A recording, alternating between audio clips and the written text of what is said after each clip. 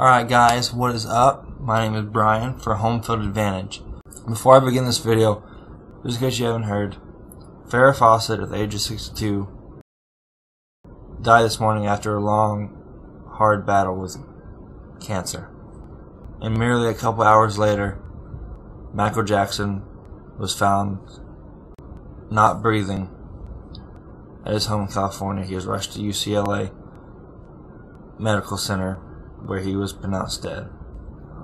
And then also earlier this week, Ed McMahon, the sidekick to Johnny Carson on the Tonight Show. 3 of them, they will be missed. And I hope they rest in peace.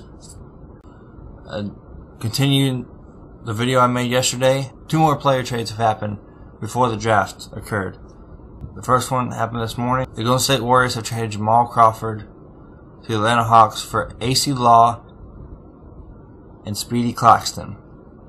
Many believe that bringing in Jamal Crawford is another way of Atlanta Hawks saying that they're not going to offer my baby a huge contract. He'll most likely play the backup role. Chances are my baby's not going to want to do that. Bringing Jamal Crawford is going to bring youth to the point guard position, but it's not like the team needed to get any younger. The second trade is almost as big as the Shaq to Cavs trade.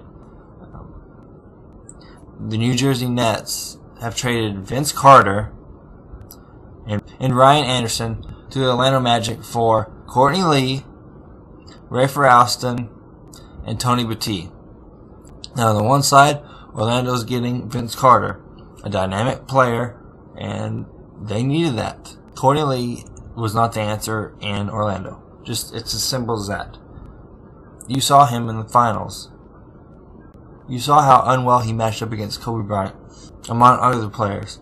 You know, he missed the alley-oop. He's missed plenty of shots. The only thing going for him is his youth. So maybe his skills can grow. But for right now, Orlando's not looking for that. They're looking to win now.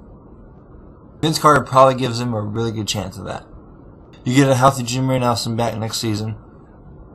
You have Vince Carter, and if they re-sign Turkoglu, of course they still have Rashard Lewis and Dwight Howard. They're going to be better than they were this past season. So Cleveland's going to have an even harder time than they did last season, even though they do have Shaq now. On the other side, New Jersey, they're getting a young shooting guard to complement Devin Harris at the point guard position. They also have a decent backup with Rafer Alston, and they have a big man with Tony Battie, who's, while not the best big man in the league, he's definitely will be a compliment to Brook Lopez. So one by one, they're trying to get the puzzle pieces together to build a dominant team, and I think they're taking a step in the right direction. In actual NBA draft news, I'm sure a lot of you already knew, Blake Griffin did go to the Los Angeles Clippers in the first overall pick. Sheems of 8 went second to the Memphis Grizzlies. But one big surprise to me, anyway, was Rick Rubio dropped to the 5th position, which gave the Minnesota Timberwolves the chance to draft him, and they did. And right following him, they drafted Johnny Flynn out of Syracuse. Another thing that really surprised me is Minnesota had the 4 first-round picks. Spent all 4 of them on guards. The other 2 being North Carolina's Ty Lawson and Wayne Ellington. Also, Stephen Curry out of Davidson was stolen at the 7th overall pick by the Golden State Warriors.